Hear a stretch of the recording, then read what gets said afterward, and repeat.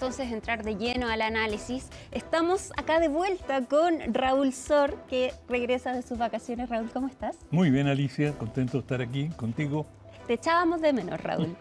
Raúl, y llegaste en un perfecto momento a analizar lo que está pasando en Medio Oriente y la pregunta es, ¿cuál es el objetivo de Donald Trump en esta operación conjunta que lanza el viernes pasado?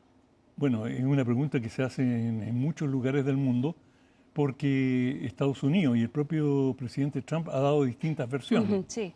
Él ha dicho que en el primer momento dijo esto es por el cambio de régimen.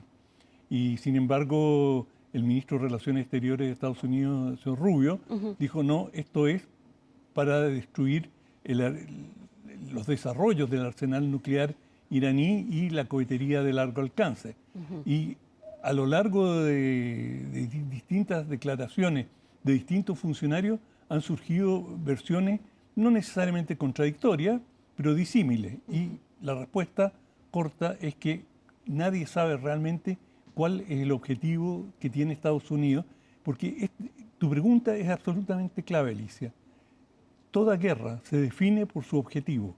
Según el objetivo que tú te fijas, si es, por ejemplo, cambio de régimen, bueno, eso tendría que estar acompañado de una movilización o de esfuerzos significativos dentro de Irán. Es muy difícil conseguir un cambio de régimen sin tener, como dicen en Estados Unidos, botas en el terreno.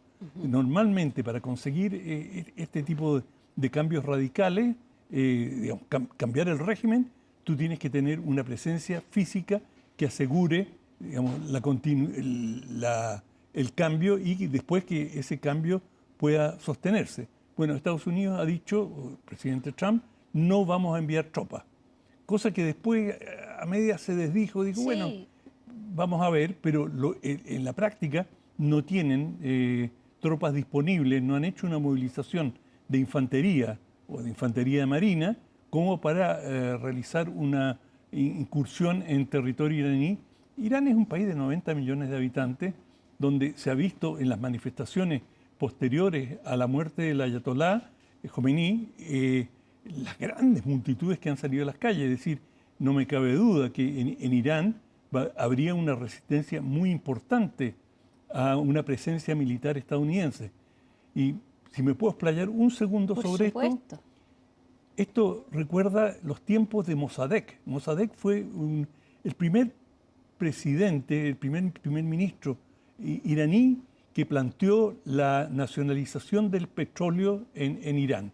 Y bueno, a Mossadegh le dieron un golpe de Estado. ¿Y quién se lo dio? Una combinación de la CIA de Estados Unidos con los británicos, que eran la expotencia colonial. Y entre los dos, digamos, apoyaron a la restauración o darle el poder a la monarquía, y así volvió, o el muchacho que en aquel entonces era el Shah Pahlavi, quedó en el poder, primero, digamos, bastante apoyado, pero de forma gradual él se fue haciendo del poder. Y bueno, la historia en ese periodo fue una historia muy amarga, muy dura. Es decir, el régimen del Shah fue un régimen brutalmente represivo, con una policía secreta brutal, la SAVAK, esa era la sigla de esta policía secreta que torturó y asesinó a mansalva. Por lo tanto, hay una memoria muy amarga en Irán de que ha sido la presencia de fuerzas extranjeras o la influencia de fuerzas extranjeras en el país. Entonces, hoy día, con la coyuntura que se vive, reaparece este fantasma y cabe suponer de que va a haber mucha gente que se opondría en forma muy radical a la presencia de tropas norteamericanas. Es que respecto de eso mismo, entonces, claro, podemos entender que si bien llega a haber una persona que pueda liderar una oposición, que en este caso no sabemos si es que la hay, también podríamos entender que no necesariamente va a querer tener conexión con Estados Unidos. Bueno, hay un sector que sin duda siente que nada puede ser peor que esta teocracia, que es opresiva, de eso no hay duda, que es bastante brutal en la represión, y esa es la historia de Irán. Es decir, los que han ejercido el poder lo han ejercido defendiéndolo a toda costa, a costa de mucha sangre. Pero lo que no se ve es un proyecto. Es decir, cambio de régimen es una noción abstracta. Es decir, ya, vamos a sacar a este régimen, matamos al ayatolá, ahora ¿qué vamos a poner a cambio? ¿Cómo se va a gestar esta nueva autoridad? Y bueno, una corriente plantea la restauración de la monarquía y que el hijo del Shah, que lo han promovido, Sí. sea quien asuma el gobierno. Bueno, eso por supuesto tiene partidarios, pero también tiene mucha gente que se opone y que es muy difícil en un país volver atrás y sin saber qué es lo que ese volver atrás representa. Por lo tanto, la gestación de una autoridad que tenga el atributo más importante en todas las circunstancias, que es la legitimidad. Si tú no tienes legitimidad, vas a durar muy poco.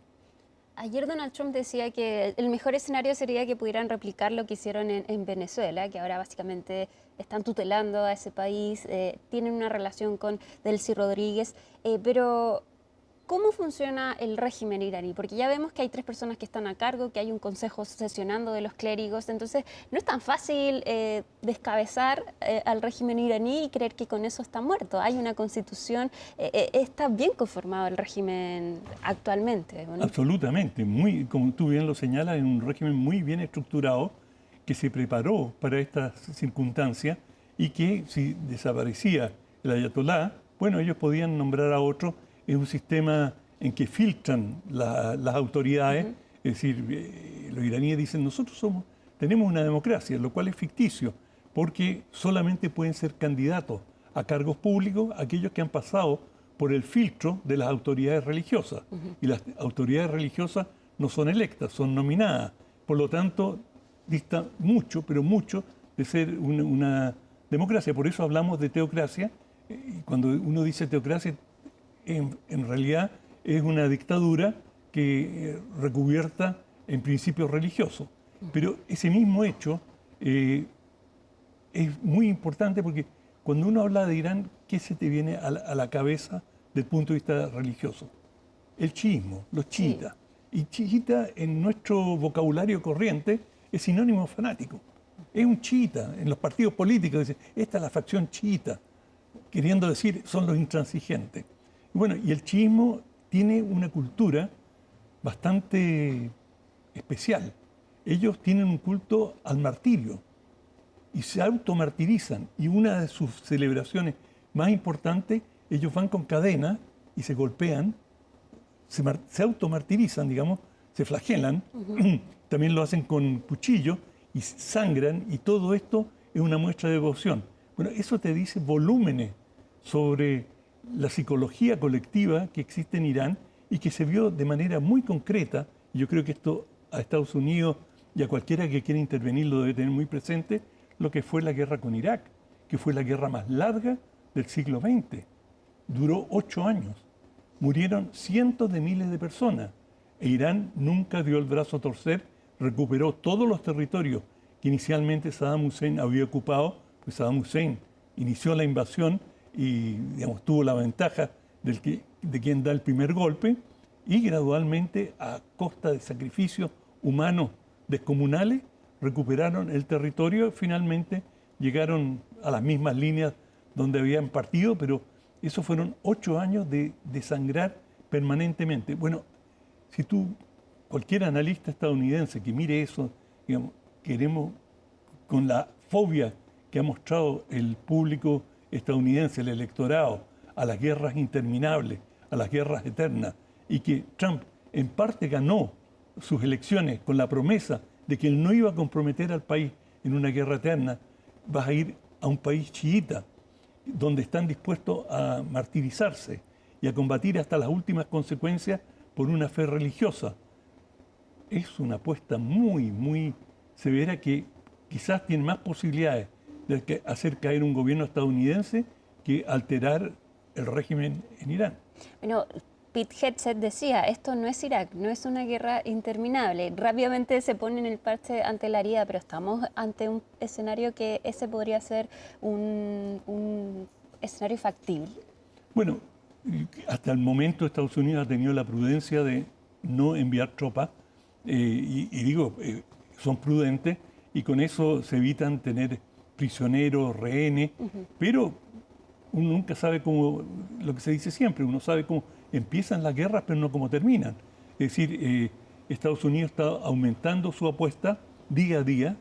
Hay un debate de quién la inició, si fue por iniciativa de Israel, si Israel, digamos, de alguna manera empujó a Estados Unidos o Estados Unidos aprovechó que Israel intervenía. En fin, hay todo un debate que no se ha esclarecido de quién tomó la iniciativa, pero lo cierto es que, digamos, hay muy pocos antecedentes de guerras que se pueden ganar desde el aire. Es decir, tú puedes demoler un país, pero eso no es lo mismo que ganar una guerra e imponer tus condiciones. Raúl, se nos acabó el tiempo, pero lo último que te quería preguntar, ¿crees que acá el uso de drones va a ser va a tener un rol importante como lo estamos viendo en Ucrania y en Rusia? Lo pregunto porque las embajadas de Estados Unidos en Medio Oriente han sido atacadas por drones. Sí, bueno, los drones tienen un rol creciente en todos los conflictos y este no es la excepción. Irán prácticamente no tiene fuerza aérea, por lo tanto todo su alcance es remoto, ya sea a través de cohetería o drones. E Irán ha tenido una gran capacidad, especialmente en materia de drones. Ellos desarrollaron un modelo con distintas categorías que se llama Shahed. Y este dron Shahed es el que ha tenido un rol de collante en Rusia, usado contra Ucrania. Y ahora justamente estos drones están siendo lanzados a distintos países del Golfo Pérsico, que digamos, en algunos casos han dado un blanco significativo, de manera que lo que estamos observando, como solimos decir en periodismo, esta es una guerra en curso.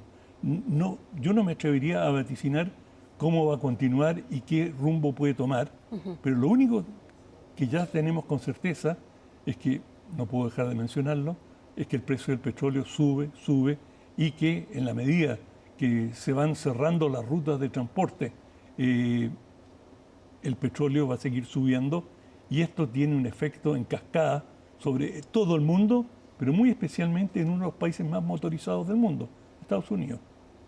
Raúl, muchísimas gracias, estamos muy contentos de tenerte de vuelta. Es mutuo. Y nosotros nos vamos a la pausa, pero al regreso vamos a seguir con Conexión Global Prime. Vamos a tener entrevistados con analistas desde Qatar y desde Israel. Ya regresa más Conexión Global Prime.